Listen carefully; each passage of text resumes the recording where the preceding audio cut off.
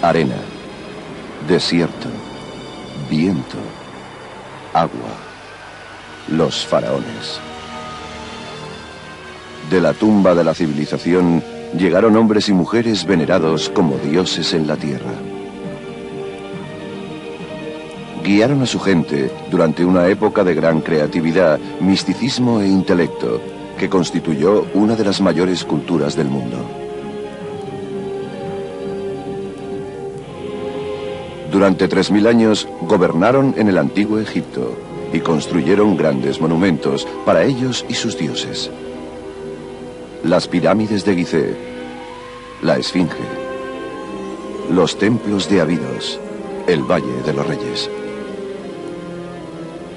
Sus nombres reales, Ramsés, Cleopatra, Keops y Tutankamón, aún resuenan con poder legendario, riquezas, conquistas y escándalo. Hubo faraones cuyas vidas están ahora enterradas en el misterio. Sus nobles tumbas contenían tesoros jamás igualados. Sus palacios han resistido milenios, construidos por los mejores arquitectos, artistas y expertos jamás sabidos. Descubra por qué se creía que este faraón era un herético que llevó su país al caos. O por qué este otro se llamaba Napoleón del antiguo Egipto. Y cómo un niño se convirtió en la figura más poderosa con 6 años. Los faraones, con ojos esculpidos en piedra, miran hacia el futuro. Sus caras encierran expresiones que transmiten un poderoso legado a los que les miran. Sus cuerpos, envueltos en lino, han viajado a través del tiempo y sus espíritus se reflejan en innumerables esculturas, dibujos y jeroglíficos.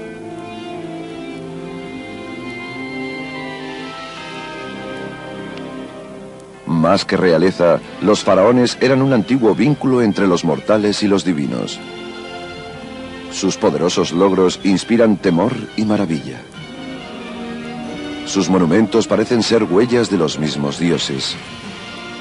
He aquí los secretos de una raza de reyes dioses cuyos nombres resuenan a través de los siglos.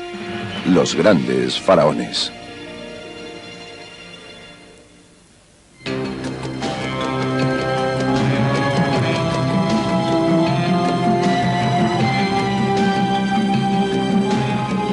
Egipto, faraones, primera parte.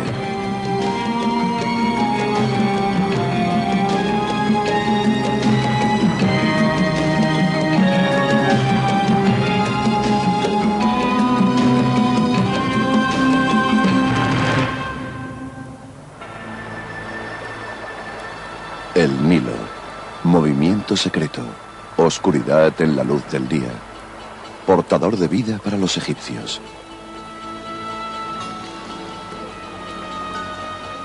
Antes de que los faraones marcaran el inicio de su civilización con la construcción de grandes monumentos, el Nilo corría libremente por estas tierras.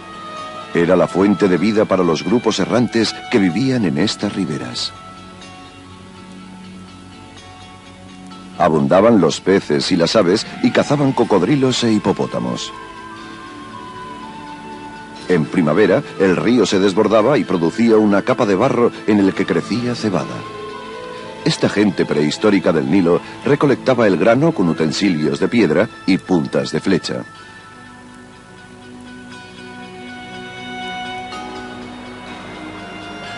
La vida dependía tanto del río que el historiador griego Heródoto dijo de Egipto que era el regalo del Nilo y el templo del mundo. Si se rasga una roca de las tierras o desiertos del Valle del Nilo, la marca queda para siempre. En esta tierra, 3000 años antes de Cristo, habitaban las figuras centrales de la antigua civilización egipcia, los faraones.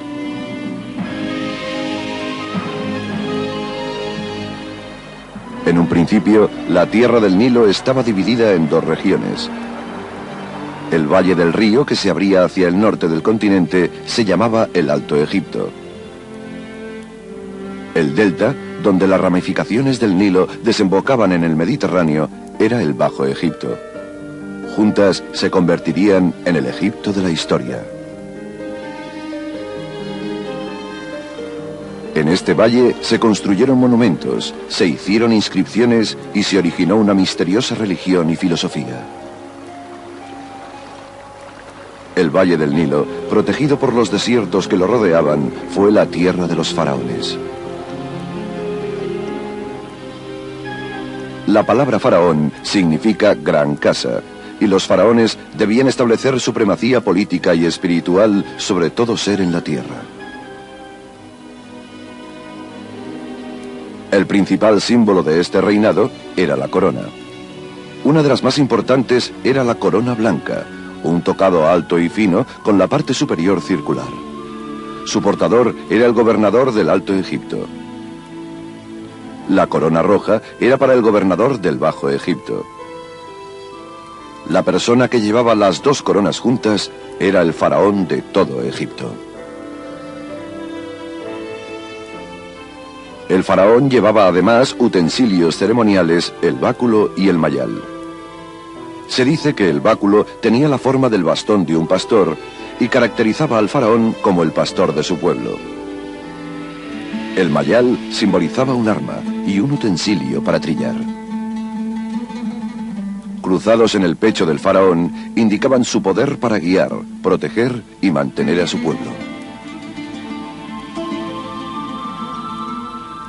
Se creía que casi todos los aspectos de la antigua vida egipcia estaban controlados por dioses.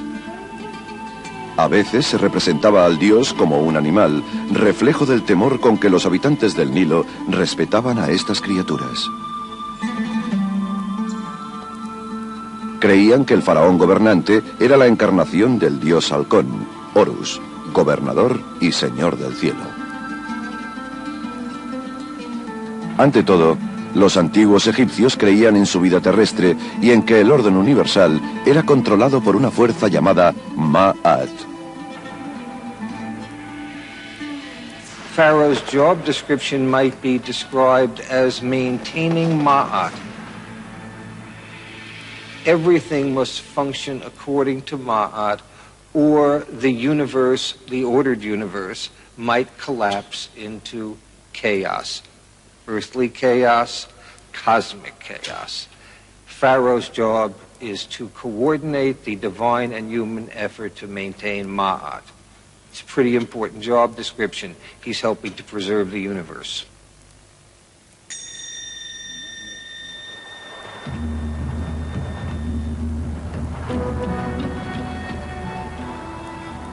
La civilización egipcia empezó cuando el Alto y el Bajo Egipto se unieron gracias a un rey guerrero en el año 3150 a.C. Se dice que conquistó a su enemigo en un fértil campo de papiro para convertirse en el primer faraón de Egipto. Las pruebas de este hecho se encuentran en el Alto Egipto, en Hierakonpolis, al oeste del Nilo.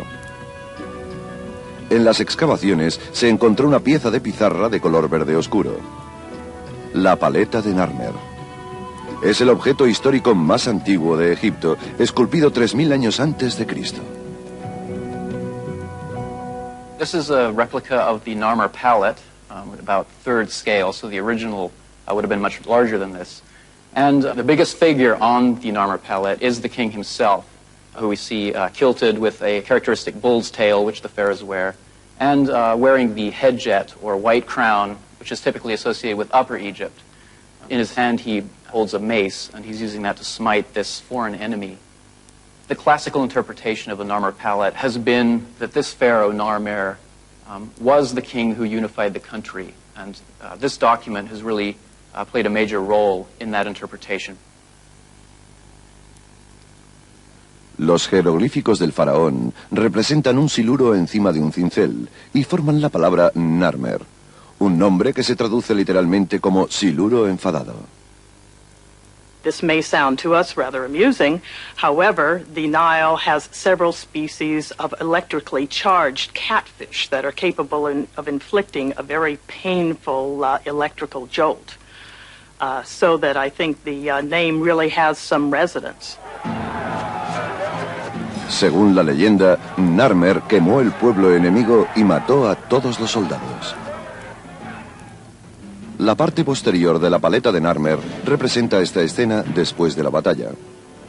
In front of the king and the followers of Horus is the remains of a battlefield with rows of beheaded individuals with their heads between their legs. Narmer empezó una batalla que marcó el alza de la primera dinastía de faraones, unos 5000 años atrás. Le siguieron 29 dinastías más. Los cambios eran debidos a la falta de un heredero o a las violentas revueltas que afectaban el futuro de las dinastías, un periodo que abarcó 3 milenios.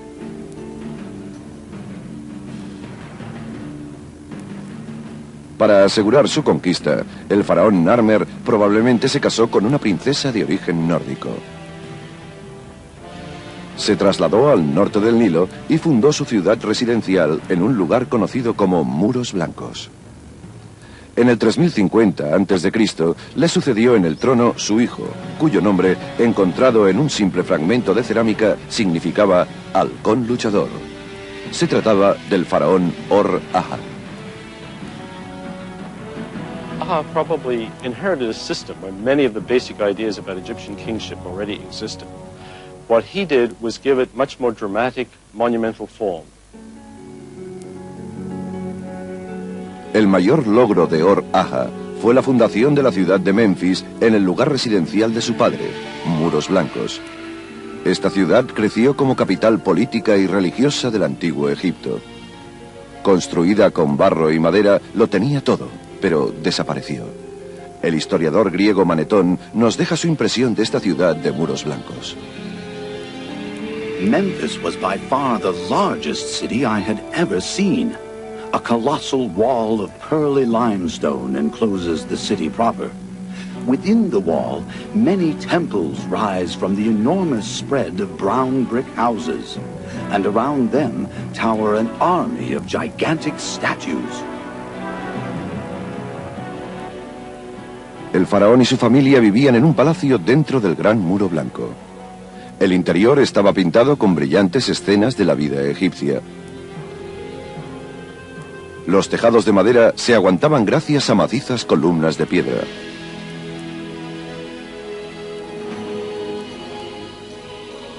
Por la mañana, el faraón se daba un baño ritual al que asistían miembros de la corte y asistentes. Debía aparecer ante esa gente vestido como un dios, y la higiene y su aspecto consumían gran parte del tiempo de Or-Aha. En esta época, en Memphis, el hipopótamo era símbolo reinante de la cultura egipcia.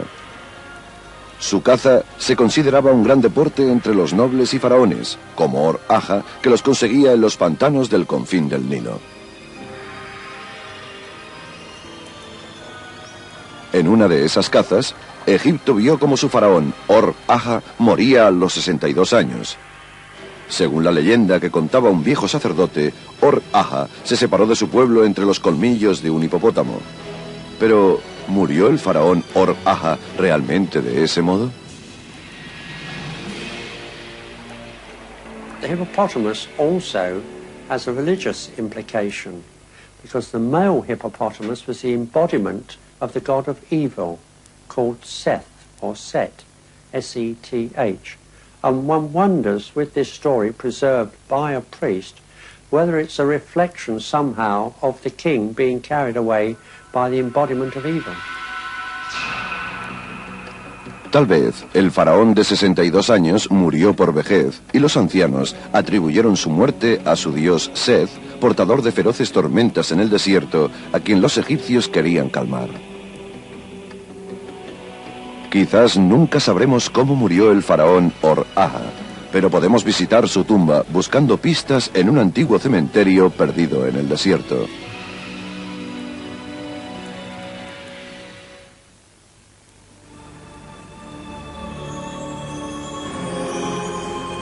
El Nilo, la gran autopista fluvial de Egipto. En la época de los primeros faraones, Or-Aha había muerto. Hacia el 3010 a.C., barcos construidos con cañas, con elevados arcos y velas de lino, flotaban en estas aguas. Impulsados por los vientos del Mediterráneo, estos barcos se utilizaban probablemente para llevar el cuerpo del faraón muerto 480 kilómetros hacia el sur desde Memphis a un lugar sagrado llamado Ábidos.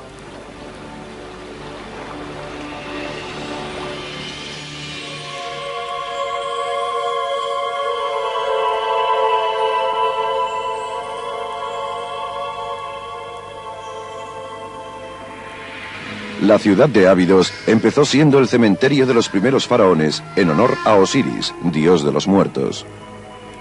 El legendario renacimiento de su cuerpo dio lugar a la antigua creencia egipcia de la vida después de la muerte. 12 metros bajo la superficie del desierto encontramos los restos de Osirion, el templo de Ábidos donde los egipcios veneraban a Osiris como símbolo de la resurrección. En las paredes hay inscripciones del libro egipcio de los muertos, unas indicaciones que permitían a los fallecidos pasar al mundo posterior.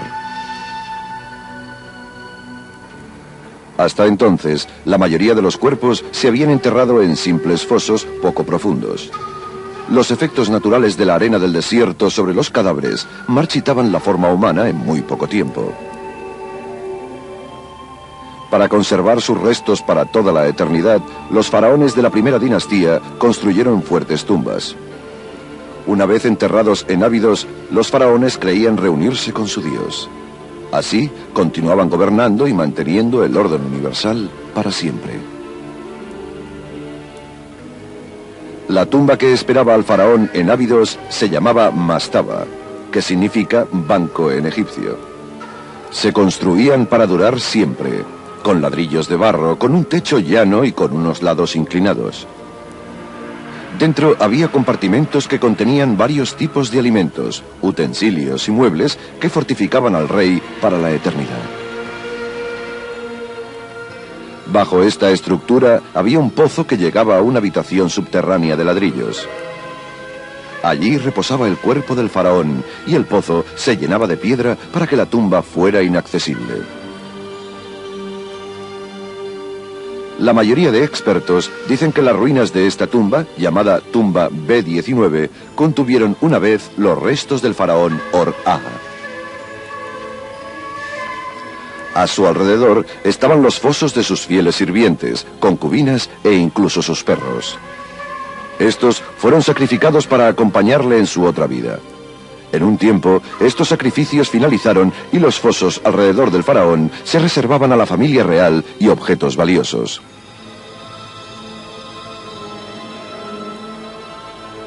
Otra tumba cercana era la llamada Berner Ib, que en egipcio significa dulce corazón. Es posible que fuera la tumba de la reina de Or-Aha o quizás de su concubina preferida. La muerte del faraón Or-Aha marcó el inicio de un periodo de crecimiento y prosperidad de la civilización egipcia que duró más de 800 años.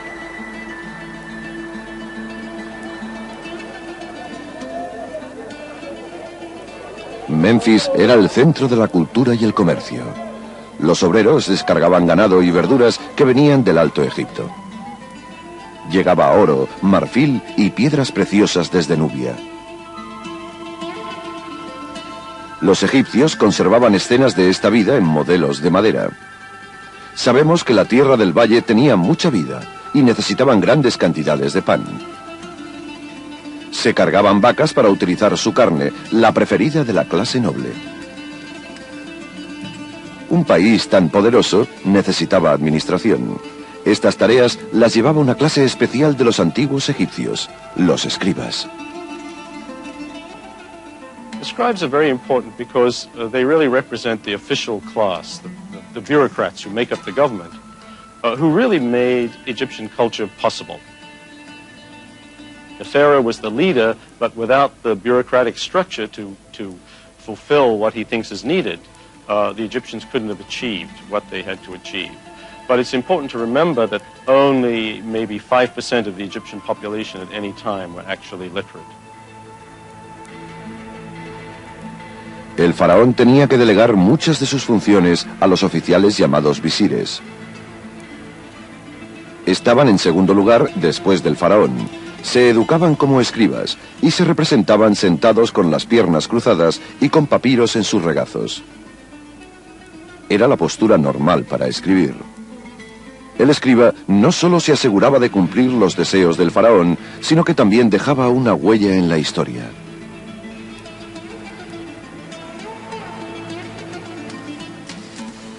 Hacia el final de la segunda dinastía, en el 2700 a.C., el muro de listas en Abidos nos cuenta que 22 faraones habían reinado en Egipto desde que Or-Aha fundó Memphis, pero se sabe poco de ellos, excepto su nombre y lo que significaban.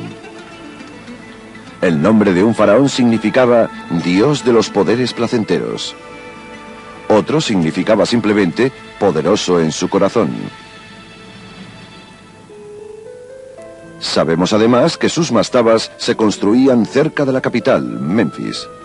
Estas se hacían más imponentes y elaboradas.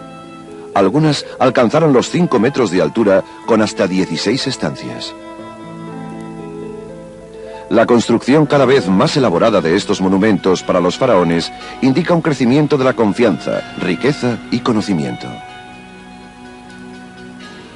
Los egipcios pronto desarrollaron nuevas técnicas para la construcción y la arquitectura. La tendencia hacia la belleza y excelencia los trajo a Saqqara.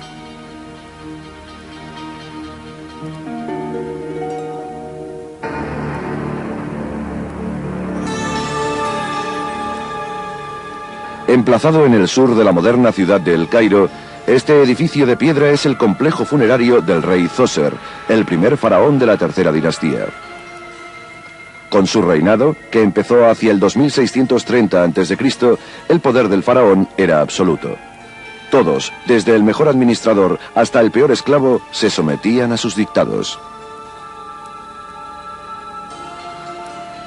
Zoser, cuyo nombre significaba el más secreto, fue el primero en explorar la vasta riqueza mineral de la península del Sinaí, al este del Golfo de Suez. Descubrió ricos depósitos de cobre y turquesa que aumentaron su riqueza. Envió barcos Nilo arriba para extender su gobierno y las fronteras de Egipto, y llegó hasta Asuán. Para proclamar su poderoso estado, Zoser encargó la primera pirámide que se construyó en Egipto, la pirámide escalonada. 60 metros de altura, la imponente pirámide de 6 escalones domina el horizonte y el elaborado cementerio que la rodea. King Djoser's burial complex is very important because it is the first monumental building built entirely out of stone, the first time in history. Even more important, it gives us the idea of how a funerary complex is going to look like in Egypt from that time on. Como monumento sepulcral, era una escalera hacia el cielo. Como logro arquitectónico, rinde homenaje al misterioso arquitecto y escriba del faraón Zoser, Imhotep. Una inscripción de este periodo contenía este tributo. Seal bearer of the King of Egypt, one who is near the head of the king, director of the great mansion, royal representative, high priest of Heliopolis, Imhotep, the carpenter and the sculptor. Imhotep, I suppose in a modern idiom, we'd call him the Leonardo da Vinci of ancient Egypt. He was brilliant. He was everything. He was second only to the king. He was the vizier, the chief statesman. He had many high titles. But who was he? We don't really know. All we know is his status at the time, that he was the genius who built the stone pyramid. La tumba que Imhotep diseñó para el faraón Zoser tenía la forma de una mastaba con altura. De hecho, Imhotep construyó 6 mastabas de medidas más pequeñas, una encima de la otra, uniendo miles de bloques de piedra caliza blanca. El resultado fue un monumento a su rey, que se podía ver desde lejos en el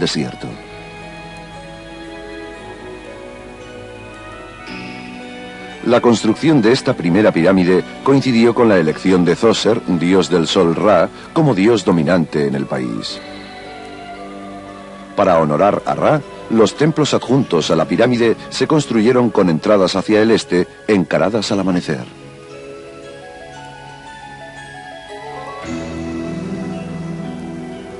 El complejo quedaba encerrado por un muro de 9 metros de altura con entradas falsas.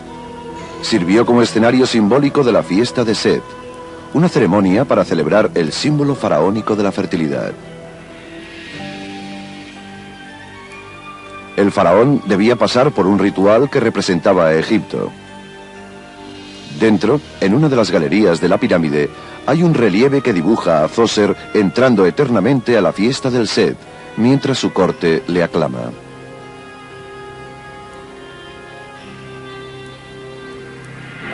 Lord of destiny, creating the plenteous harvest, pillar of the sky, support of the earth, leader who directs the two banks of the Nile. There is plenteous harvest wherever his sandals may be. The Heb-Sed festival took place about every 30 years of reign of a particular pharaoh. And it was meant to be a rather civilized way of rejuvenating life in Egypt and prosperity, and to ensure that they would have this. In other cultures, very often, they would kill the king, and then there would be a new young king coming onto the throne, but the Egyptians did not do that. They had a ritual for rejuvenation, and the king would stay in power. Zoser reinó solo durante 19 años, y nunca sabremos si su corte para el Set se usó para su fiesta de rejuvenecimiento. Sabemos que cuando murió, en el 2649 a.C., había iniciado un legado para la construcción de pirámides en Egipto que se copió y mejoró durante 2000 años.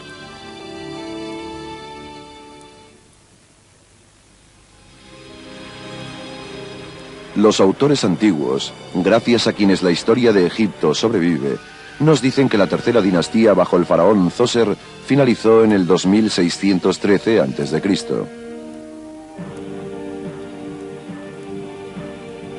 El último faraón, Uni, o el castigador, no dejó ningún heredero al trono. Le sucedió un faraón que simbolizó el inicio de una nueva dinastía para el antiguo Egipto, el sobrino del faraón.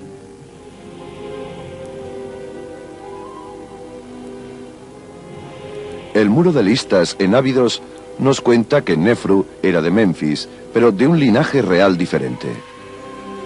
Su boda con la hija de Uni, Etep-Eres, unió los dos linajes y empezó una nueva dinastía de faraones egipcios, la cuarta. Esta dinastía duró más de 400 años y tuvo 17 faraones distintos.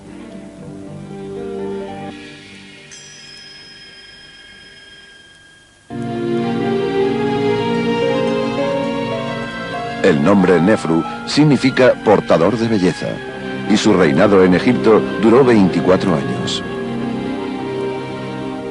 El predecesor de Nefru, Zoser, extendió la frontera egipcia hasta Asuán.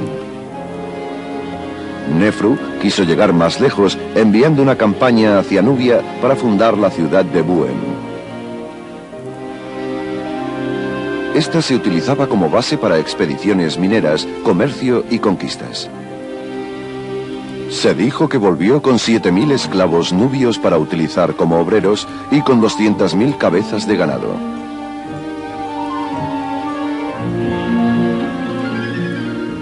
Existen pinturas que representan a hombres cargando animales exóticos como jirafas y mandriles para las delicias y placeres de los reyes.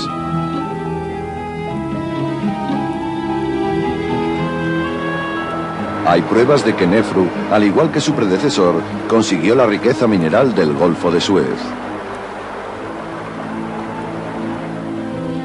Este relieve representa un asalto a las minas de turquesa en la península del Sinaí, donde Nefru mata a un enemigo. La inscripción llama al faraón el gran dios que conquista las tierras extranjeras. Otro de los principales placeres que buscaba el faraón era la madera. Se necesitaba mucha para los muebles de las casas de los ricos. Pero había pocos árboles en Egipto y para conseguirlos, los egipcios debían viajar por mar.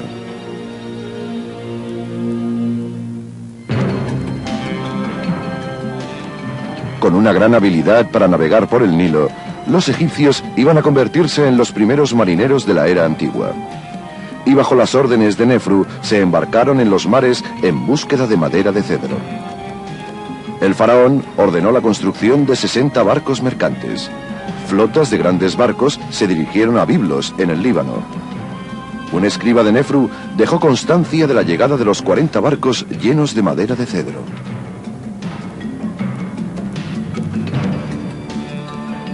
Las inscripciones en los muros nos cuentan que Nefru premiaba con muebles de cedro y ladrillos a sus oficiales, pero tenía en cuenta la distancia entre ellos. Esto podía desanimarlos a luchar juntos y formar su propio subreinado. Aún así, el rey tenía tiempo para celebraciones.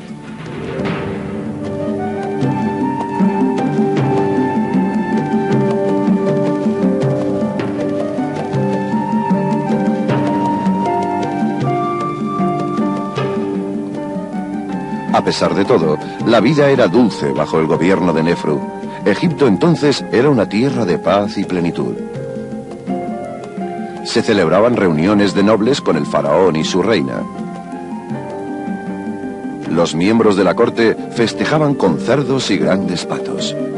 La gente del antiguo Memphis amaba la belleza y la moda. Llevaban plumas y túnicas de lino blanco cuando iban más vestidos. Los antiguos egipcios prestaban mucha atención a las fragancias. El olor corporal era signo de servitud. Llevaban conos de lardo perfumado en las cabezas de las mejores mujeres. Durante las tardes largas y calurosas, los conos se derretían y se deslizaban por sus cuerpos.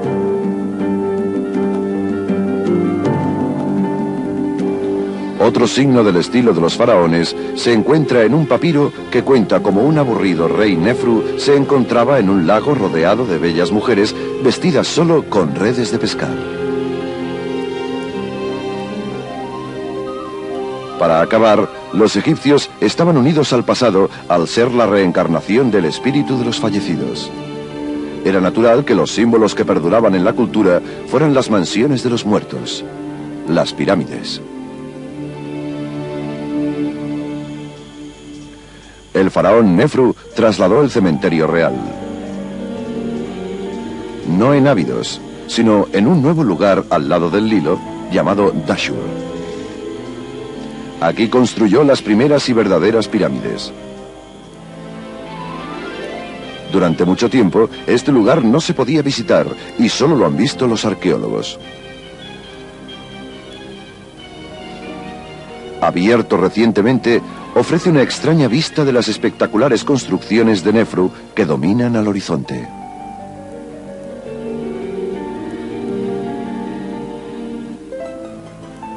Con una altura de 102 metros, esta es la pirámide torcida, la primera que Nefru hizo construir para sí mismo.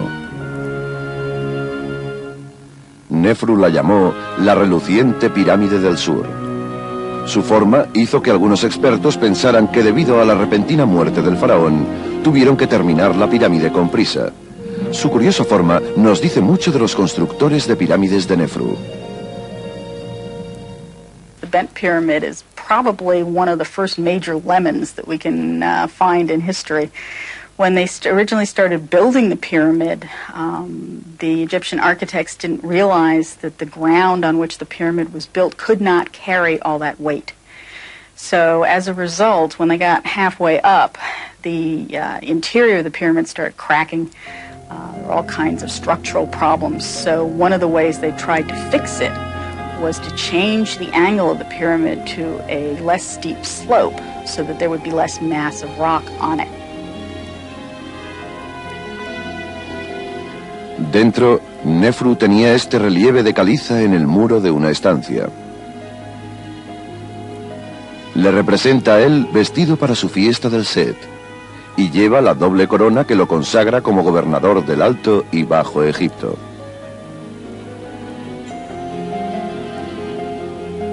Fuera de esta deforme pirámide, supervisó la construcción de un templo funerario del que quedan algunas partes.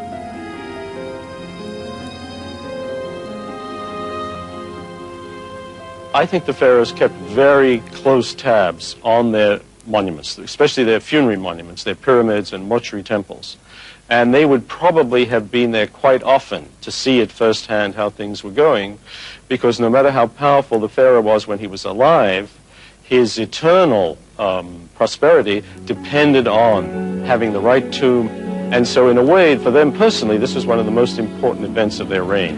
And it was very unfortunate if you were a chief architect and something really went wrong, which occasionally did.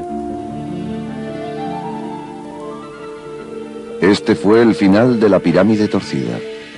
Sus estancias quedaron vacías para siempre, pero no castigaron a sus arquitectos. Un par de kilómetros al norte construyeron una obra maestra, la más impresionante de Dashur, la Pirámide Roja.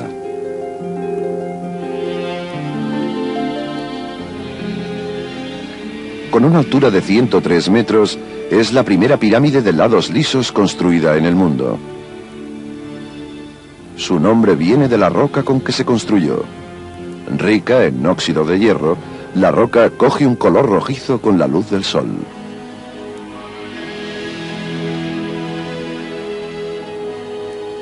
El diseño de la pirámide roja de Nefru estuvo unido a la aparición del dios del sol, Ra, como el dios dominante del país. Se construyó para representar al sol en la piedra. Sus lados reproducen los rayos del sol en el ángulo que mira hacia la tierra a través de una nube. La pirámide también representaba el lugar divino del faraón en Egipto. The king is at the apex, the pharaoh, and it spreads down, widening out. The immediate family are the closest and higher portions until you get right down to the broad base. It tells us how unified the kingdom was, how the king, the pharaoh, could call upon forces to build, and people were pleased to work on this because it was a monument to the king when he became a god after he died, and in so doing it ensured their own well-being on earth. Irónicamente, la punta o ápice de la pirámide roja que simboliza a Nefru cayó al suelo, donde se ha conservado.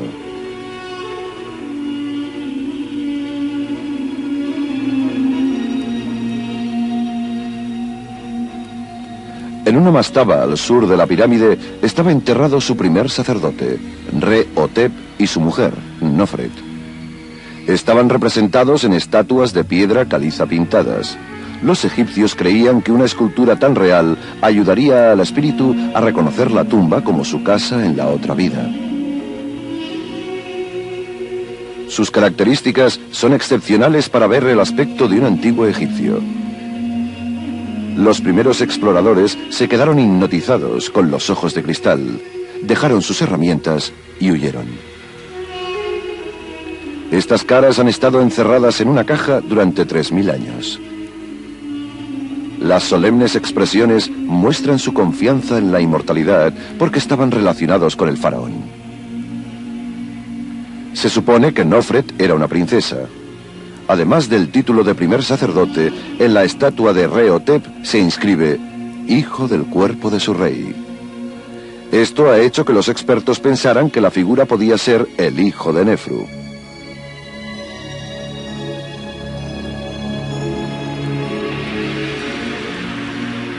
El mismo Nefru debía ser enterrado en esta obra maestra, la Pirámide Roja.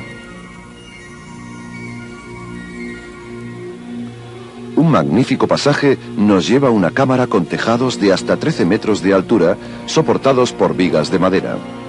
Aunque hace tiempo la vaciaron los robadores de tumbas, la cámara tuvo inimaginables riquezas y su último ocupante real, el cuerpo del faraón.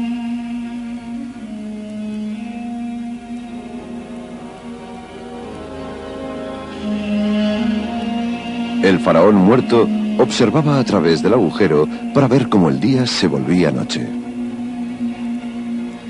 Dentro de una tumba de piedra, un cuerpo se hubiera descompuesto rápidamente. Los antiguos egipcios se dieron cuenta de que realmente destrozaban lo que esperaban proteger. Con su muerte, Nefru se convirtió en otra cosa.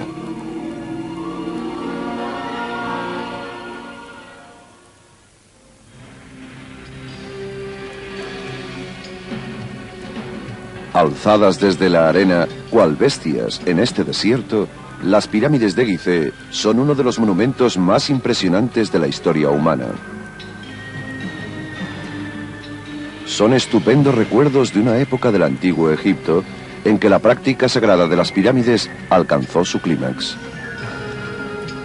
También reflejan los deseos y sueños de los 3 faraones que las construyeron.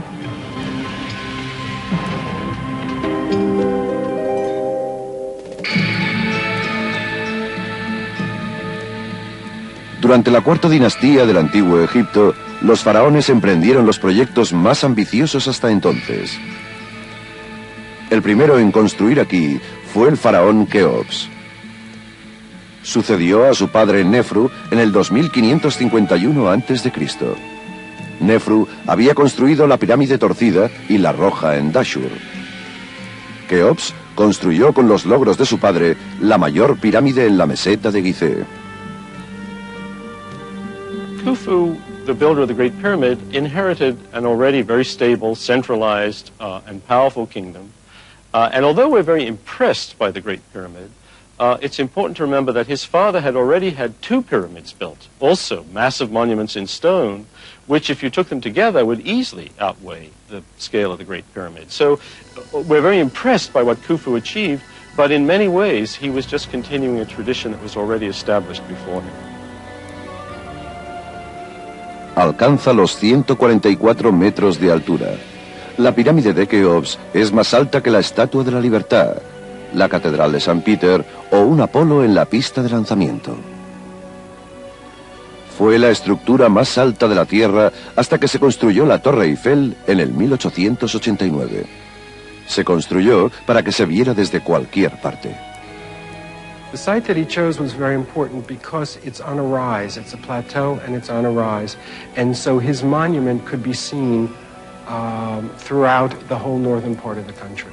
So wherever you were around the capital, you could see the monument that was being built. La Gran Pirámide se construyó con piedras individuales que pesan unas 2,5 toneladas. La gigantesca estructura contiene más de 2.300.000 piedras colocadas en un orden tan perfecto que era imposible no pensar que era un proyecto de los dioses.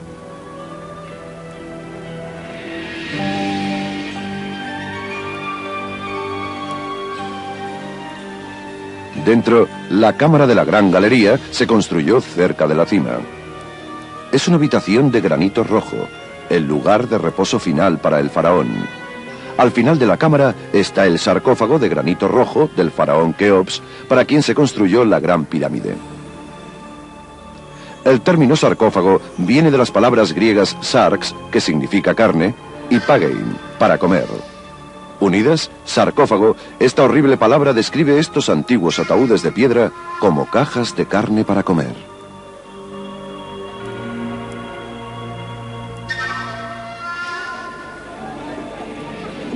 Como los egipcios extrajeron, dieron forma y movieron tantas piedras en Gizeh, ha hecho recapacitar a los expertos durante siglos.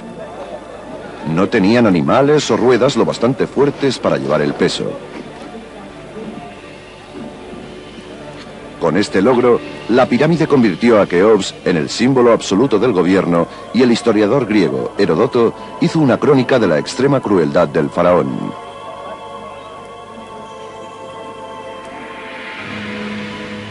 Khufu drove them into the extremity of misery. For first, he shut up all the temples to debar them from sacrificing in them. And thereafter, he ordered all Egyptians to work for himself. To some was assigned the dragging of great stones from the stone quarries in the Arabian mountains as far as the Nile. The people worked in gangs of 100,000 for each a period of 3 months. The pyramid itself took 20 years in the building.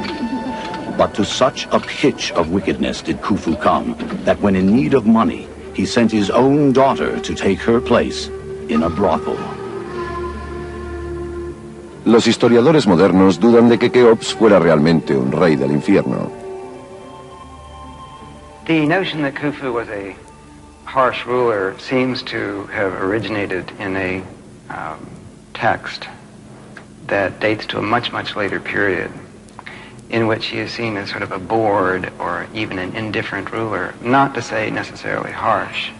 That idea was picked up by the later Greek historians, and we are told that he was truly a tyrant.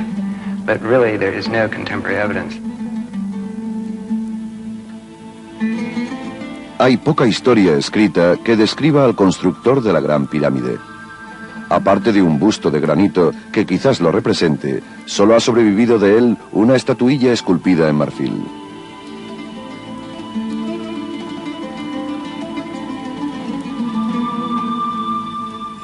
Fuera de la pirámide de Gizeh se encontró un gran cementerio cuyos cuerpos enterrados parecen ser de los obreros que construyeron la Gran Pirámide de Keops. Si los obreros hubieran sido esclavos, Keops no los hubiera honrado enterrándolos tan cerca de sí.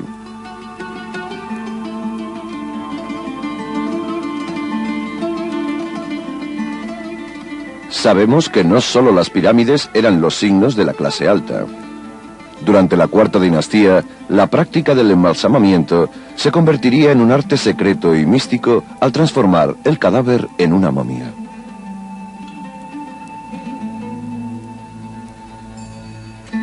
La momificación empezó en la época del padre de Keops, Nefru, y se hizo esencial en la religión egipcia para completar la transformación de gobernador terrenal a rey celestial. Creían que conservando el cuerpo físico intacto, se conservaba el espíritu del faraón para siempre. Era un elaborado ritual de embalsamamiento para salvar al cadáver de la descomposición y restaurar sus facultades para vivir en una tumba bien equipada. La conservación de los cuerpos con la momificación nos permite ver las caras de los faraones, cuyos cuerpos se conservaron durante 4000 años. También nos permite ver de primera mano a los mortales considerados reyes dioses.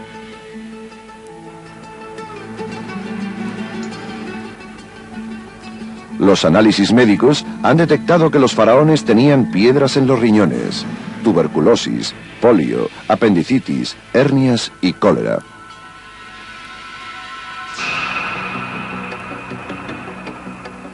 Fuera de la pirámide de Keops se encontraron unos hoyos con misteriosas piezas de madera de cedro proveniente del Líbano.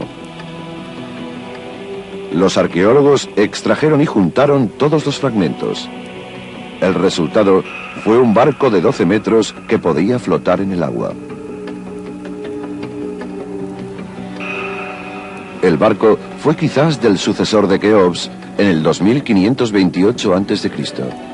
Este fue su hijo, Yedefre, que presidió el funeral de su padre en Gizeh.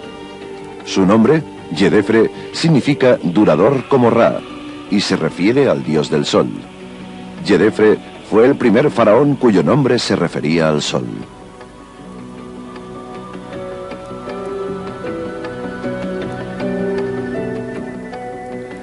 El faraón Yedefre gobernó durante 10 años y fue sucedido por su hermano Kefren en el 2520 a.C. Kefren, cuyo nombre significa aparece como Ra, dios del sol, empezó la construcción de la segunda pirámide en Gizeh. Esta pirámide era para él y la construyó en la sombra de la Gran Pirámide. Hay pruebas que revelan que su trabajo continuó a lo largo de su reinado de 30 años. During the reign of Khafra, the Egyptians certainly seem to have been very prosperous as they were under his predecessors, although some people have suggested that the drain on the economy and the national population of building these great pyramids was so huge that impoverishment started to set in at about that time. Además, se sabe que la ascensión al poder de Kefren marcó un giro en la Cuarta Dinastía, una sucesión de reyes que había empezado 600 años antes.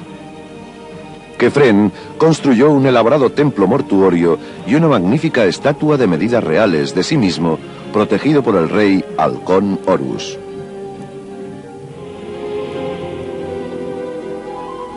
Pero tal vez el símbolo más representativo del reinado de Kefren se eleva en la base este de la meseta de Gizeh, en la sombra de la pirámide, la Gran Esfinge. Los egipcios veneran estas bestias míticas como guardianes de lugares sagrados. Los obreros de Kefren esculpieron la piedra en forma de león con la cara de su rey, unos 4.500 años atrás. Es el retrato real más antiguo de semejante tamaño. Las orejas tienen una altura de más de 3,5 metros y los ojos de 1 metro. El cuerpo mide 72 metros, más de 3/4 de la longitud de un campo de fútbol. Su cabeza se alza con 20 metros, el equivalente a un edificio de 6 pisos. El nombre Esfinge significa estrangulador, y se lo dieron los griegos cuando se encontraron con esta fabulosa criatura de piedra. Sphinx itself may have been formed out of the bedrock that was left in that area when that was actually an area of quarrying. And some of the basic stones for the core of the pyramid probably came from that area. Los expertos nos cuentan que la Gran Esfinge estaba probablemente esculpida con la piedra que sobró de la pirámide de Kefren. Pero su último propósito queda desconocido. Acurrucada frente al complejo de su pirámide, sola en el silencio del desierto, la mirada de la Esfinge nos reta, pero no nos ofrece respuestas claras. Su cara, cicatrizada por el tiempo y desgastada por el clima, mira por encima de un llano hacia la puesta del sol. La historia un día reveló que el sol abandonaba a la dinastía de los faraones que construyeron las pirámides y la Gran Esfinge de Gizeh.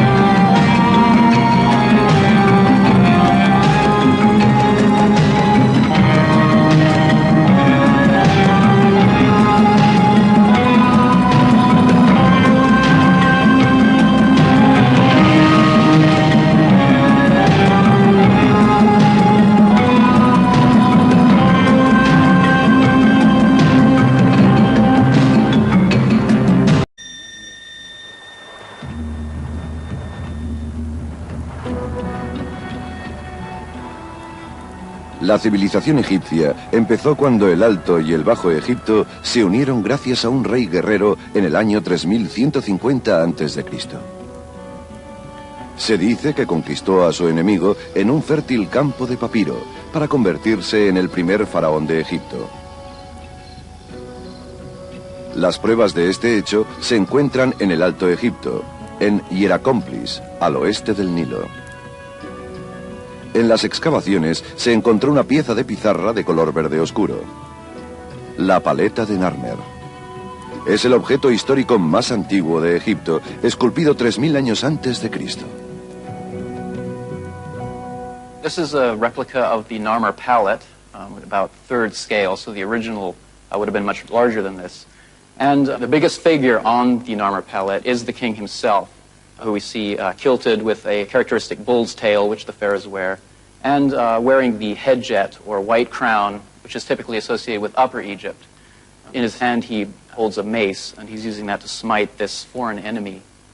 The classical interpretation of the Narmer palette has been that this pharaoh, Narmer, was the king who unified the country, and this document has really played a major role in that interpretation. Los jeroglíficos del faraón representan un siluro encima de un cincel y forman la palabra Narmer, un nombre que se traduce literalmente como siluro enfadado.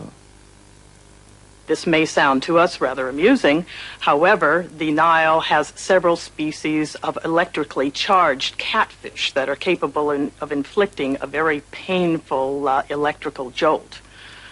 So that I think the name really has some... Sus cuerpos, envueltos en lino, han viajado a través del tiempo y sus espíritus se reflejan en innumerables esculturas, dibujos y jeroglíficos.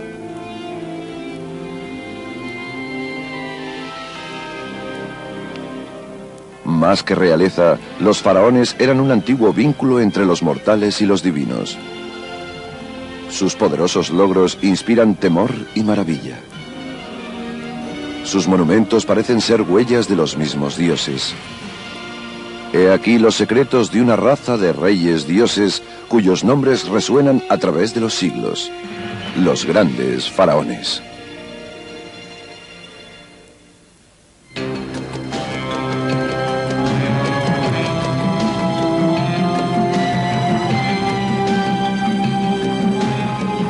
Egipto, faraones, primera parte.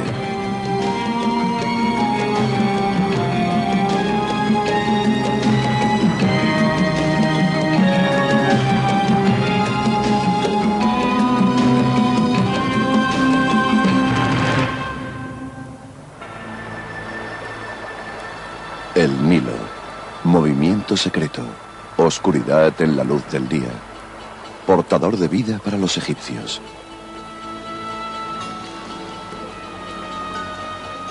Antes de que los faraones marcaran el inicio de su civilización con la construcción de grandes monumentos, el Nilo corría libremente por estas tierras. Era la fuente de vida para los grupos errantes que vivían en estas riberas. Abundaban los peces y las aves y cazaban cocodrilos e hipopótamos. En primavera, el río se desbordaba y producía una capa de barro en el que crecía cebada. Esta gente prehistórica del Nilo recolectaba el grano con utensilios de piedra y puntas de flecha.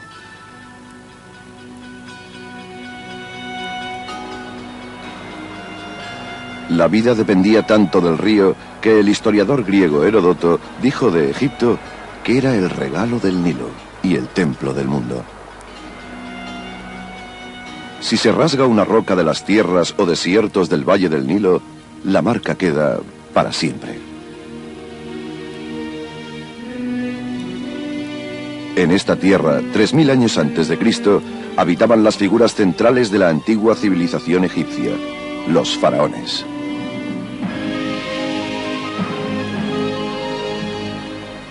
En un principio, la tierra del Nilo estaba dividida en dos regiones. El valle del río, que se abría hacia el norte del continente, se llamaba el Alto Egipto. El delta, donde las ramificaciones del Nilo desembocaban en el Mediterráneo, era el Bajo Egipto. Juntas se convertirían en el Egipto de la historia. En este valle se construyeron monumentos, se hicieron inscripciones y se originó una misteriosa religión y filosofía. El valle del Nilo, protegido por los desiertos que lo rodeaban, fue la tierra de los faraones. La palabra faraón significa gran casa, y los faraones debían establecer supremacía política y espiritual sobre todo ser en la tierra. El principal símbolo de este reinado era la corona. Una de las más importantes era la corona blanca, un tocado alto y fino con la parte superior circular. Su portador era el gobernador del Alto Egipto. La corona roja era para el gobernador del Bajo Egipto. La persona que llevaba las dos coronas juntas era el faraón de todo Egipto. El faraón llevaba además utensilios ceremoniales, el báculo y el mayal. Se dice que el báculo tenía la forma del bastón de un pastor y caracterizaba al faraón como el pastor de su pueblo. El mayal simbolizaba un arma y un utensilio para trillar. Cruzados en el pecho del faraón, indicaban su poder para guiar, proteger y mantener a su pueblo. Se creía que casi todos los aspectos de la antigua vida egipcia estaban controlados por dioses. A veces se representaba al dios como un animal, reflejo del temor con que los habitantes del Nilo respetaban a estas criaturas. Creían que el faraón gobernante era la encarnación del dios halcón, Horus, gobernador y señor del cielo. Ante todo, los antiguos egipcios creían en su vida terrestre y en que el orden universal era controlado por una fuerza llamada Ma'at.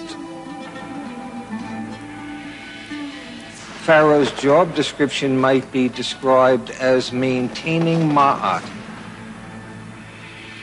Everything must function according to Ma'at, or the universe, the ordered universe, might collapse into chaos. Earthly chaos, cosmic chaos. Pharaoh's job is to coordinate the divine and human effort to maintain Ma'at. It's a pretty important job description. He's helping to preserve the universe. Arena, desierto, viento, agua, los faraones. De la tumba de la civilización llegaron hombres y mujeres venerados como dioses en la tierra. Guiaron a su gente durante una época de gran creatividad, misticismo e intelecto, que constituyó una de las mayores culturas del mundo. Durante 3000 años gobernaron en el antiguo Egipto y construyeron grandes monumentos para ellos y sus dioses. Las pirámides de Gizeh, la Esfinge, los templos de Abidos, el Valle de los Reyes. Sus nombres reales, Ramsés, Cleopatra, Keops y Tutankamón, aún resuenan con poder legendario, riquezas, conquistas y escándalo. Hubo faraones cuyas vidas están ahora enterradas en el misterio. Sus nobles tumbas contenían tesoros jamás igualados. Sus palacios han resistido milenios, construidos por los mejores arquitectos, artistas y expertos jamás sabidos. Descubra por qué se creía que este faraón era un herético que llevó su país al caos. O por qué este otro se llamaba Napoleón del antiguo Egipto. Y cómo un niño se convirtió en la figura más poderosa con 6 años. Los faraones, con ojos esculpidos en piedra, miran hacia el futuro. Sus caras encierran expresiones que transmiten un poderoso legado a los que les miran.